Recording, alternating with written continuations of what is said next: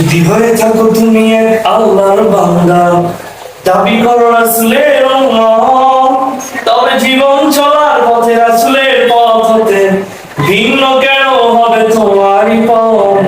দাবি করো রাসূলের উম্মত, দাবি করো রাসূলের উম্মত, তবে কেন পড়ো না খোদার কালাম?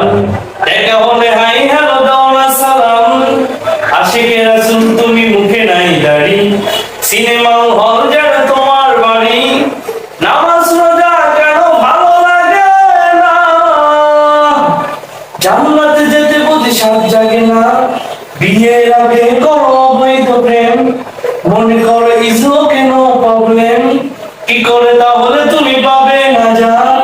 কিভাবে পারি দিবে সেই সে পথ? আল্লাহর সাথে যদি করো দ্বিমত,